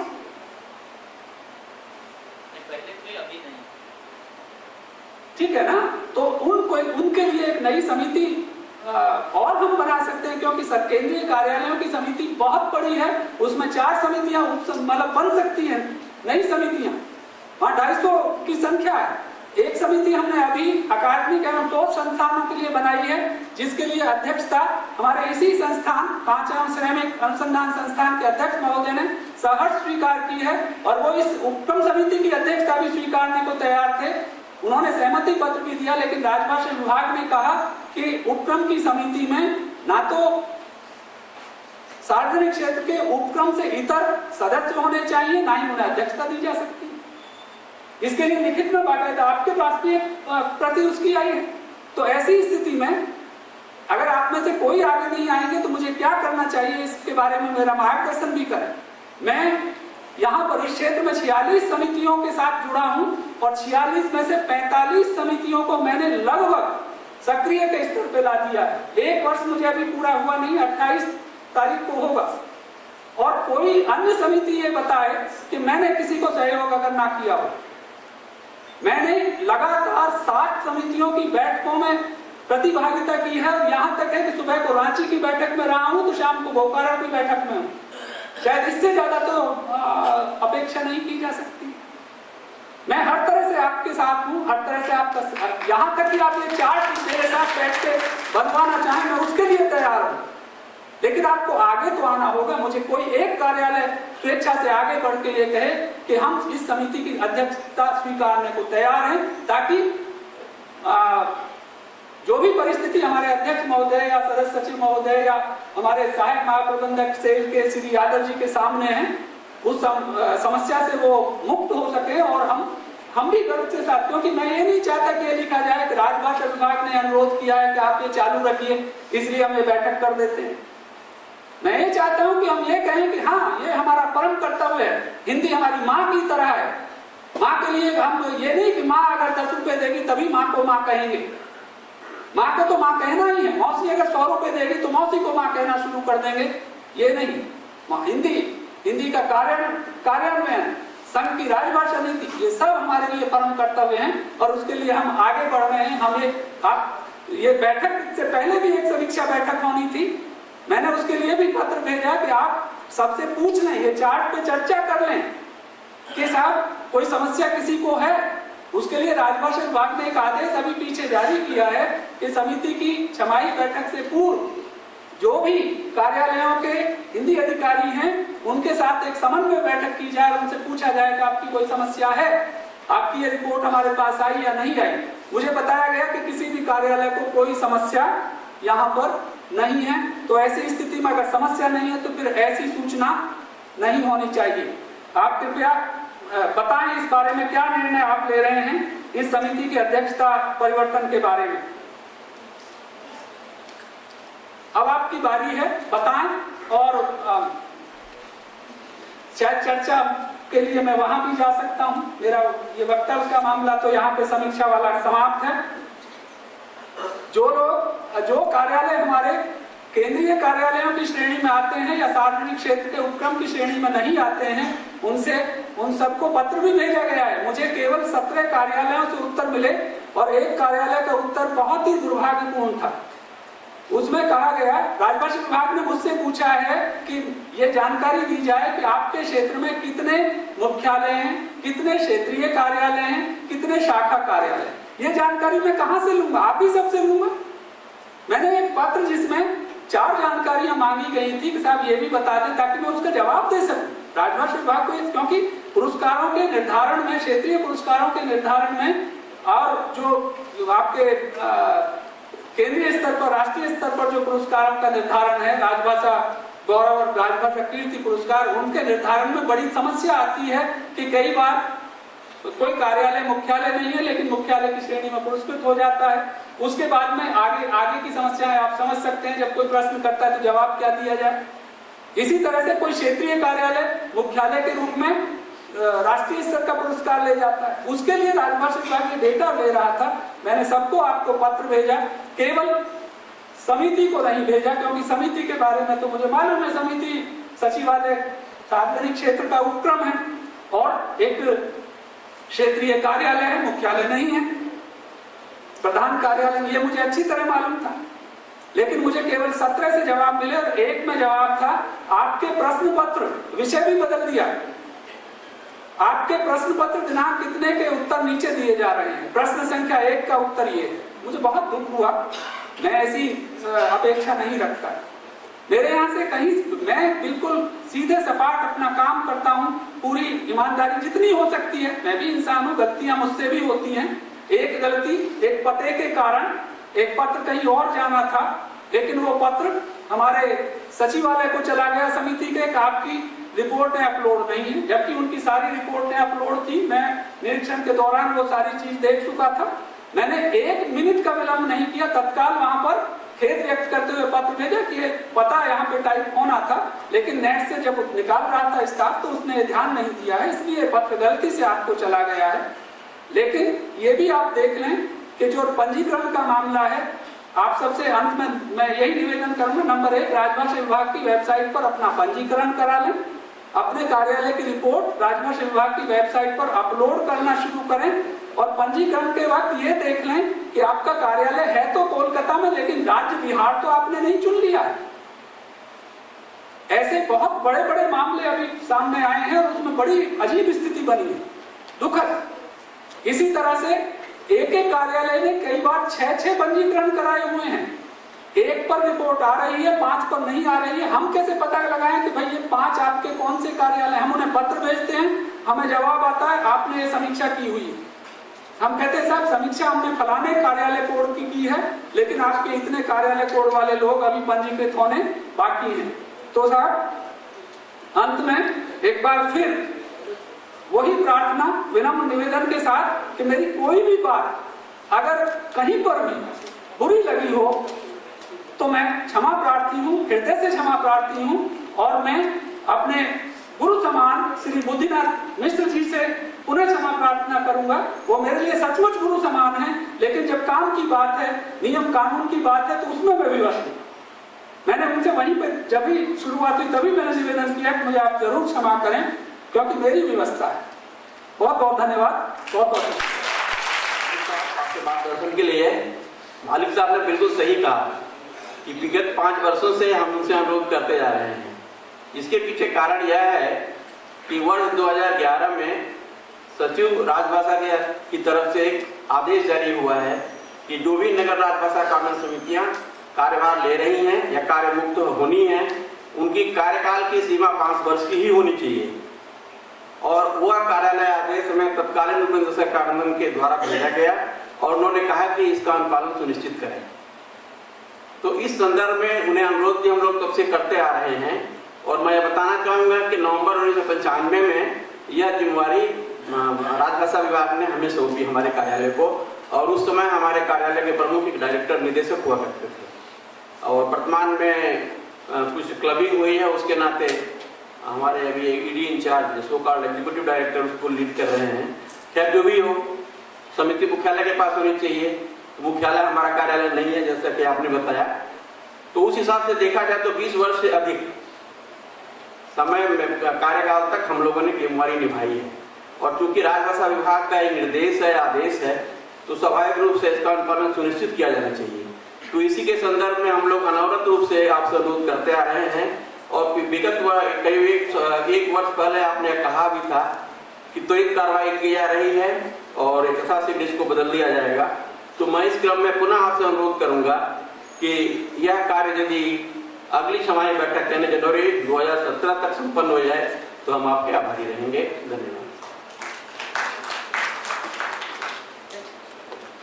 मैं समय बहुत बीत चुका है, बस मात्र कुछ 2-4 मिनटों के लिए आमंत्रित करना चाहता हूं आज के बैठक की अध्यक्षता कर रहे डॉक्टर बुद्धिनाथ मिश्र को। 2 मिनट बैठ जाए, कोई जाए नहीं, भोजन हम लोगों को भी करना है। बंधुओं, मैं मलिक साहब को बहुत धन्यवाद देता हूं। उन्होंने बहुत ही निर्ममता पूर्वक और निष्ठुरता पूर्वक समीक्षा की। बहुत निष्ठुर होना पड़ता है समीक्षा करते हुए। वो एक तरह से पोस्टमार्टम की भूमिका होती है जिसमें व्यक्ति को सारी चीज़ों को देना पड़ता है। केवल एक बात करना चाहिए, इतना गुस्सा भी नहीं होना चाहिए। एक नजीर साहब की 2 पंक्तियां उनको भी मैं समर्पित करना चाहता हूँ कि तुम्हारी शान घट जाती कि रुतबा घट गया होता, तुम्हारी शान घट जाती कि रुतबा घट गया होता, जो गुस्से से कहा तुमने वही हंसकर कहा होता।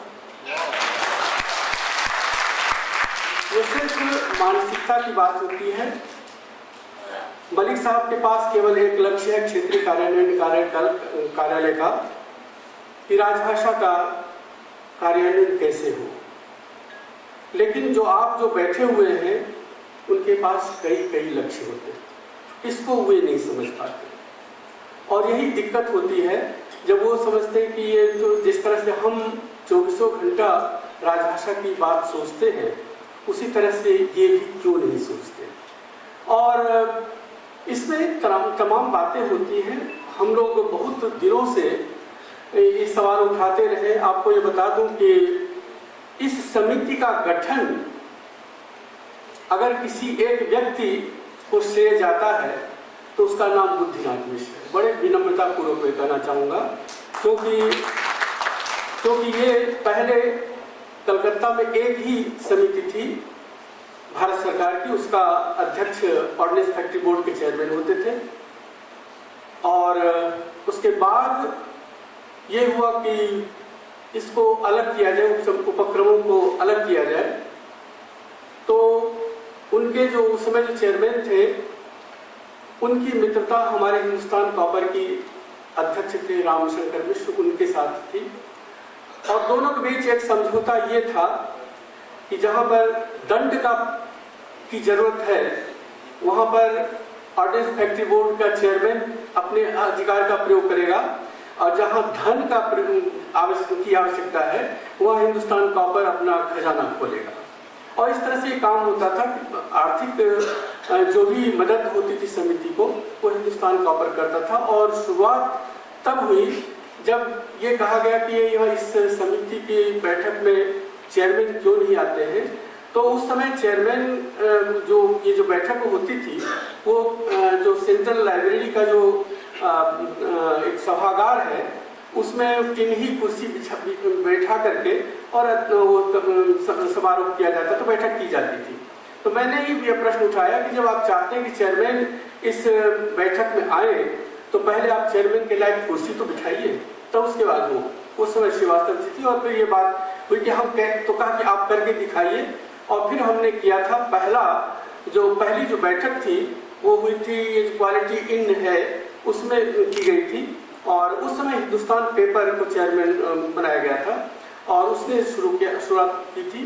फिर उसके बाद बढ़ते बढ़ते आज जब यहाँ आता हूँ मुझे सचमुच बहुत प्रसन्नता होती है। आपको कष्ट जरूर होता है मलिक साहब, लेकिन मुझे बहुत प्रसन्नता होती है कि जब वो पहली बैठक होती थी तो उसमें जो पहला पुरस्कार इंदिरा गांधी राजभाषा शील्ड का लिया हुआ होता था, उसके रिपोर्ट में कहा जाता था कि आपके यहाँ जो 3 पत्राचार हुआ है, पत्राचार की संख्या 3, और वो राजभाषा का इंदिरा गांधी राजभाषा शील्ड लिए हुए होता। अभी वो स्थिति नहीं है, बहुत सुधरा हुआ है, बहुत काम हो रहा है। केवल एक आपसे निवेदन ये है कि केवल छिद्रान्वेषण ही नहीं करिए। कुछ अगर कोई अच्छा काम करता है तो उसकी पीठ थपथपाना, उसको प्रशंसा करने की आवश्यकता है। और मैं बता रहा हूँ कि उपक्रमों को किसी सरकारी दंड से आप उपक्रमों को कार्यान्वयन नहीं करवा पाएंगे। ये मैंने सचिव जब एम शंकर थे मुझसे बहुत नाराज भी हुए, लेकिन मैंने कहा कि आप उनकी स्थितियों को समझिए, उनके दायित्वों को समझिए, उनके जो जिम्मेदारियां हैं उनको समझिए। और दूसरी बात ये कि आप अपने कार्यालयों को भी सुधारिए। आप अपने कार्य, मैंने केवल ये प्रतीक रूप में कहा था, जो एक मुहावरा बन गया कि आप बैलगाड़ी पर बैठकर मर्सिडीज वालों को हाँकिए मत। ये उस समय मैंने कहा था और आज भी मैं ये बात कहता हूँ कि राजभाषा विभाग को ये सोचना होगा कि जो अच्छा काम कर रहा है, केवल आंकड़ों से हिंदी का प्रयोग नहीं होता। अगर होना होता तो इस समय तक हो गया होता। ये आंकड़े अलग चीज है और ये झूठे आंकड़े हैं। मैं खुद कहता हूँ ये सारे आंकड़े झूठ हैं, लेकिन काम हो रहा है, काम हो रहा है, उसको देखना पड़ेगा, उसको सर्जनात्मक आंखों से देखना पड़ेगा, उसको नकारात्मक आंखों से नहीं देखिए, उसको देखिए कि कैसे क्या क्या काम हो रहा है, क्या अच्छा काम। अगर कोई आपकी डांट से नहीं सुधर रहा है तो उसको पुचकारिए कि तुमने ये काम बहुत अच्छा किया है। ये प्रबंध की क्षमता होती है। क्षेत्रीय कार्यालय को, राजभाषा विभाग को इस तरह की प्रबंध क्षमता भी अपने में अंदर आनी चाहिए। मैं ज्यादा नहीं कहूंगा कि आपको भूख लगी है, मैं केवल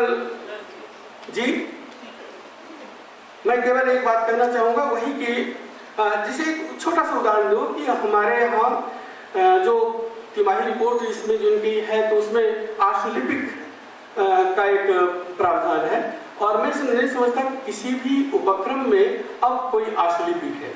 सरकारी कार्यालय में हो सकता है हो, क्योंकि मैंने ओएनजीसी का रहा हूँ, ओएनजीसी का इंचार्ज रहा हूँ। हमारा चेयरमैन खुद कहता था कि हमको आशुलिपिक की जरूरत नहीं है, हम 80% खुद काम करते हैं लैपटॉप पर बैठकर। तो जिसका चेयरमैन कार्यालय जो है आशुलिपिक खुद का काम खुद करता है, उसमें आशुलिपिक कहाँ से आएगा? तो इन सब चीजों को फिर से बैठना पड़ेगा। अभी टाइपराइटर नहीं है, टाइपिस्ट नहीं है, अब जो कंप्यूटर पर ऑपरेटर का काम कर रहे हैं उनको देखना पड़ेगा, फिर से तिमाही रिपोर्ट की प्रोफार्मा बनाना पड़ेगा। मैंने उस समय वो भी शंकर जी के सामने ये भी रखा था कि हमारे जो तिमाही नगर राजभाषा कार्य समिति की उसका पैमाना भी बदलने की आवश्यकता है। उसमें हम तिमाही रिपोर्ट के आधार पर हम पुरस्कार न दें, बल्कि उनके लिए, जैसे कि मैंने एक तो सुझाव दिया था, जो कार्यालय प्रधान इसमें आता है उसको एक अंक दें आप। इस तरह से अगर करते हैं तो निश्चित रूप से सुधार होगा। मैं ज्यादा नहीं कहना चाहूंगा। मैं फिर से मलिक साहब को आभार व्यक्त करता हूँ। वो नीम की तरह जरूर बोलते हैं, लेकिन स्वास्थ्य के लिए बड़े लाभदायक है। तो ये है, और आप उनको सुनिए, उनकी जो अच्छी बातें हैं, जो ग्रहण आप कर सकते हो उसको ग्रहण कीजिए। और मैं समझता हूँ कि मुझे तो नहीं कहना चाहिए, लेकिन अध्यक्षीय आदेश ये है कि आप लोग भोजन करें।